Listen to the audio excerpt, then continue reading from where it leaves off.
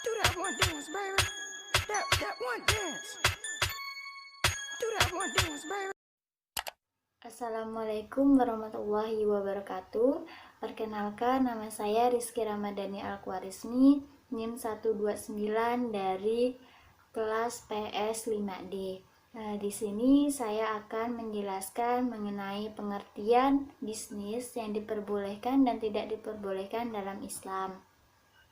Bisnis Islam diartikan sebagai suatu kegiatan yang dilakukan oleh manusia untuk memperoleh pendapatan atau penghasilan atau rezeki dalam memenuhi kebutuhan dan keinginan hidup dengan cara mengelola sumber daya ekonomi secara efektif dan efisien dalam syariah Islam dan sunnah Rasulullah Shallallahu Alaihi Wasallam.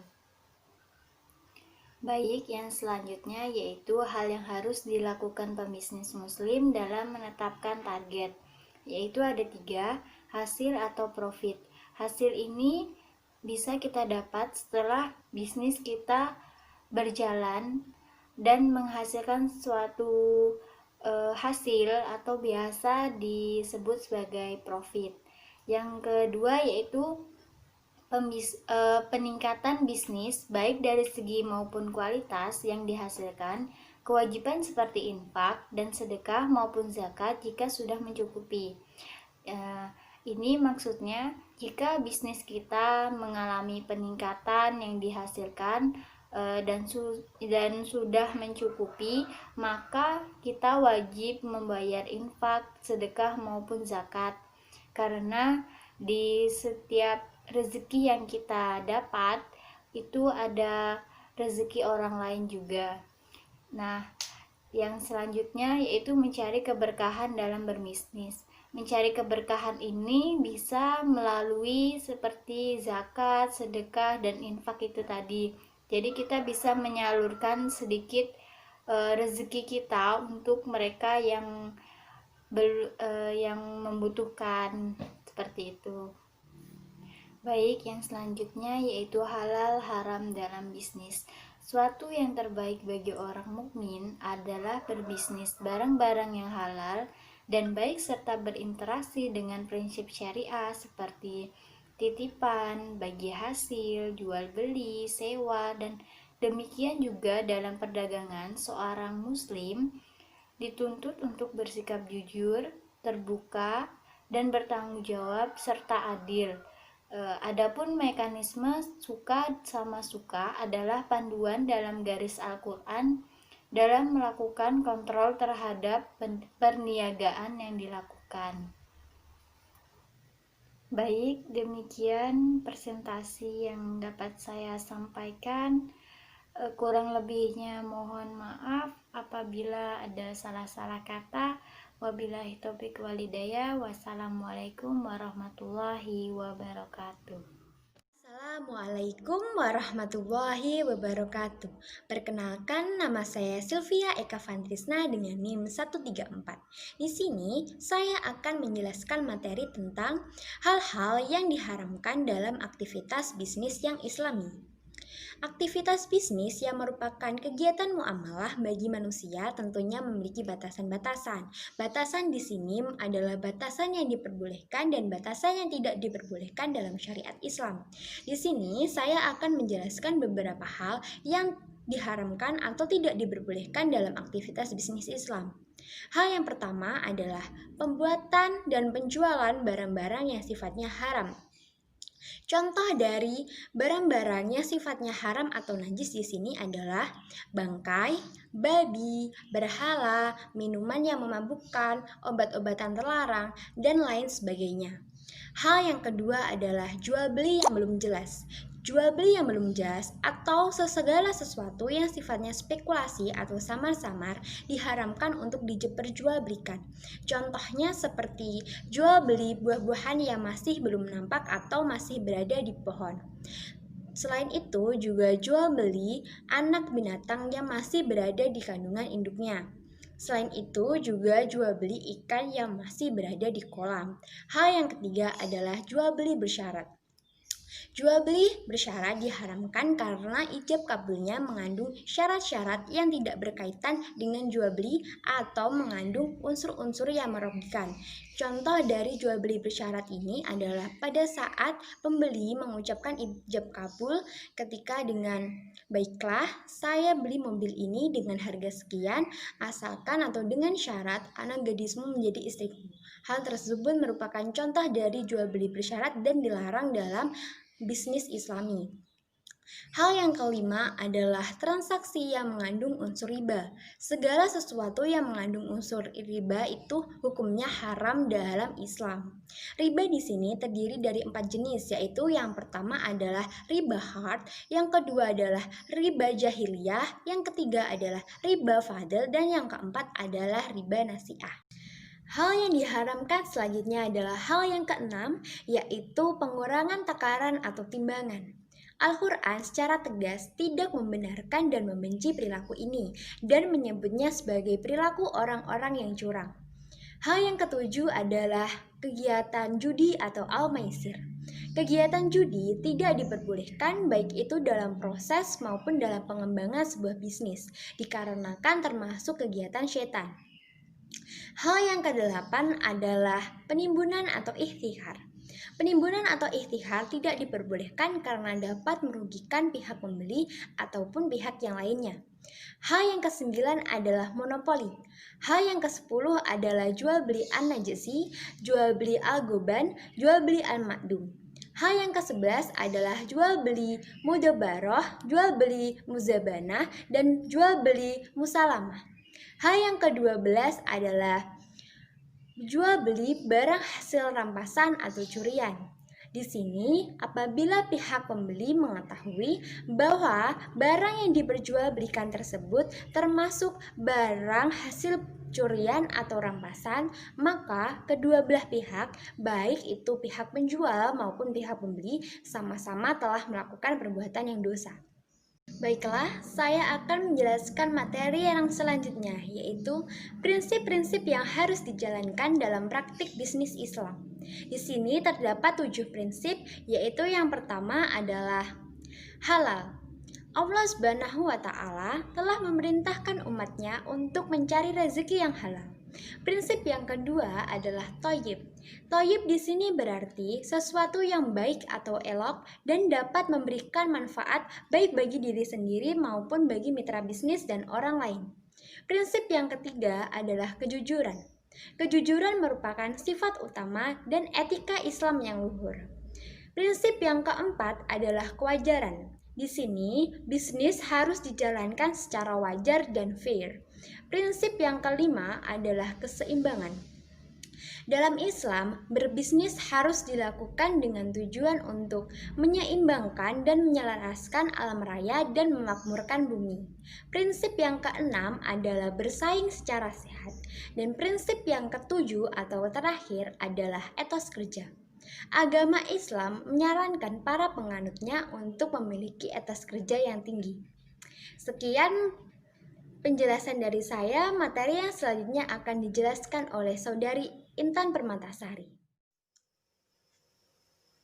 Assalamualaikum warahmatullahi wabarakatuh. Perkenalkan, nama saya Intan Permatasari, NIM 133.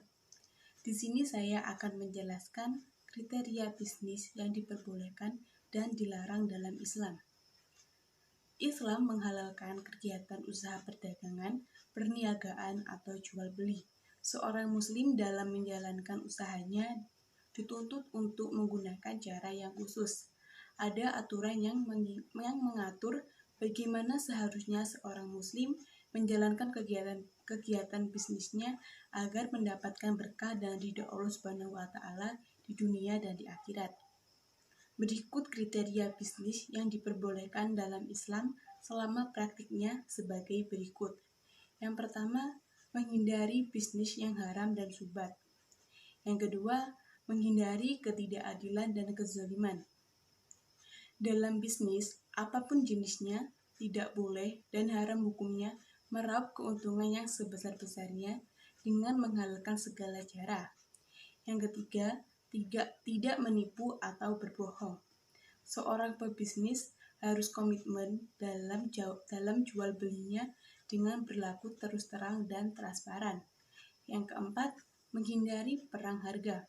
Islam melarang praktik bisnis dengan cara meninggikan harga atau melebihkan barang harga untuk mengusik penjual yang lain. Yang kelima, tidak melakukan monopoli. Keenam, tanggung jawab. Yang ketujuh, amanah. 8. Produk yang dijual halal, di mana barang yang dijual belikan haruslah halal dan bermanfaat bagi orang lain. Barang yang boleh diperjualbelikan adalah suci dari najis dan berguna. Lalu, kriteria bisnis yang dilarang dalam Islam. Dalam bisnis tidak sedikit orang menjual barang dan melakukan praktek bisnis yang bertentangan dengan agama. Tentu hal ini sangat merusak dan merugikan satu sama lain. Berikut kriteria bisnis yang dilarang dalam Islam sebagai berikut. Yang pertama, haram zatnya. Bisnis dilarang karena objek, barang atau jasa yang dibisniskan juga dilarang atau haram hukumnya. Misalnya minuman keras, bangkai, daging babi, dan sebagainya. Lalu yang kedua, haram selain zatnya. Di sini yang pertama yaitu melanggar prinsip al-taradin minhum, tadris atau penipuan. Setiap bisnis dalam Islam harus didasarkan pada prinsip kerelaan antara kedua belah pihak, yaitu keduanya haruslah sama-sama ridho. Lalu yang kedua, melanggar prinsip la tazlimuna wa tazalamun. Yaitu jangan menzolimi dan jangan dizolimi. Praktik-praktik yang melanggar prinsip ini diantaranya yang pertama ada gahar, yaitu situasi di mana terjadinya ketidakpastian dari kedua belah pihak yang bertransaksi. Yang kedua, rekayasa pasar dalam supply atau ikhtikar. Rekayasa pasar dalam supply terjadi bila seorang produsen mengambil keuntungan normal dengan cara mengurangi supply agar harga produk yang dijualnya naik. Yang ketiga, rekayasa pasar dalam demand. Hal ini terjadi bila seorang produsen menciptakan permintaan palsu, seolah-olah ada banyak permintaan terhadap suatu produk sehingga harga jual produk itu akan naik. Lalu yang keempat, riba, yang berarti menukarkan suatu barang dengan barang yang sejenis tetapi lebih banyak jumlahnya karena orang yang menukarkan mensyaratkan demikian. Assalamualaikum warahmatullahi wabarakatuh. Di sini saya Lestari Fahmi Fatimah, NIM 163. Di sini saya akan menyampaikan materi tentang perbedaan karakteristik bisnis Islami dan non-Islami. Perbedaan karakteristik bisnis yang pertama yaitu ada asas. Dalam bisnis Islam, asasnya yaitu berdasarkan akidah Islam, sedangkan dalam bisnis non-Islami, asasnya berdasarkan sekularisme atau nilai-nilai materialisme. Yang selanjutnya ada motivasi. Dalam bisnis Islam, motivasinya yaitu ada dunia dan akhirat. Sedangkan bisnis non-Islami, motivasinya yaitu dunia saja. Yang selanjutnya ada orientasi. Dalam bisnis Islam, orientasinya yaitu ada profit, zakat, dan benefit atau non-materi, pertumbuhan, dan keberlangsungan keberkahan. Dalam bisnis non-Islam, orientasinya yaitu profit, pertumbuhan, keberlangsungan. Yang selanjutnya ada etos kerja. Dalam bisnis Islam, etos kerjanya tinggi dan menganggap bisnis adalah sebagian dari ibadah. Sedangkan dalam bisnis non-Islami, etos kerjanya juga tinggi. Namun, dalam etos bisnis non-Islami menganggap bisnis adalah kebutuhan duniawi. Karakteristik yang selanjutnya yaitu ada sikap mental. Dalam bisnis Islam, sikap mental yang ditunjukkan yaitu sikap maju dan produktif, konsekuensi, keimanan, dan manifestasi kemusliman. Sedangkan dalam bisnis non-Islami, sikap mental yang ditunjukkan yaitu maju dan produktif sekaligus konsumtif, konsekuensi, aktualisasi diri. Selanjutnya ada amanah. Dalam bisnis Islam, terpercaya dan tanggung jawab. Pencapaian tujuannya tidak menghalalkan segala cara. Sedangkan dalam bisnis non-Islami, tergantung kemauan individu atau pemilik kapital, dan pencapaian tujuannya itu menghalalkan segala cara. Selanjutnya ada modal. Dalam bisnis Islam, modal yang digunakan yaitu modal yang halal. Sedangkan dalam bisnis non-Islami, modal yang digunakan yaitu berasal dari modal yang halal dan haram. Selanjutnya yaitu ada sumber daya manusia. Dalam bisnis Islam, sumber daya manusianya itu sesuai dengan akad kerjanya. Sedangkan dalam bisnis non-Islami, sumber daya manusianya yaitu sesuai dengan akad kerjanya atau sesuai dengan keinginan pemilik modal. Selanjutnya ada sumber daya. Dalam bisnis Islam, sumber dayanya yaitu halal. Sedangkan dalam bisnis non-Islami, sumber daya yang digunakan yaitu halal dan haram. Dan selanjutnya ada manajemen strategi. Dalam bisnis Islam, manajemen strateginya yaitu visi dan misi organisasi terkait dengan misi penciptaan manusia di bumi. Sedangkan dalam bisnis non-Islami, visi dan misi organisasi ditetapkan berdasarkan pada kepentingan materi belaka. Yang selanjutnya ada manajemen operasi. Dalam bisnis Islam, manajemen operasinya yaitu jaminan halal bagi setiap masukan dan proses dan keluaran keuangan. Mekanismenya yaitu dengan sistem bagi hasil. Sedangkan dalam bisnis non-Islam, manajemen operasinya yaitu tidak ada jaminan halal bagi setiap masukan, proses, dan keluaran, dan mengedepankan produktivitas dalam koridor manfaat. Yang selanjutnya itu ada manajemen keuangan. Dalam bisnis Islam, manajemen keuangannya itu jaminan halal bagi setiap masukan, proses keluaran keuangan, yaitu mekanismenya dengan sistem bagi hasil. Dalam bisnis non-Islami, manajemen keuangannya yaitu tidak ada jaminan halal bagi setiap masukan, proses dan keluaran keuangan, dan mekanisme keuangannya dengan menggunakan bunga. Selanjutnya ada manajemen pemasaran. Dalam bisnis Islam, manajemen pemasarannya yaitu dengan koridor jaminan halal. Sedangkan dalam bisnis non-Islam yaitu menerapkan pemasaran dengan menghalalkan segala cara. Yang terakhir yaitu ada manajemen SDM. Dalam bisnis Islam, SDM profesional dan berkepribadian Islam. Dalam Islam, SDM adalah pengelola bisnis. SDM bertanggung jawab pada diri sendiri, majikan, dan bertanggung jawab kepada Allah Subhanahu wa Ta'ala. Sedangkan dalam bisnis non-Islami, manajemen SDM yaitu SDM-nya profesional dan menganggap SDM adalah faktor produksi. SDM bertanggung jawab kepada diri sendiri dan majikannya. Sekian itu tadi materi penjelasan dari kelompok kami. Apabila ada kurang lebihnya kami mohon maaf. Wassalamualaikum warahmatullahi wabarakatuh.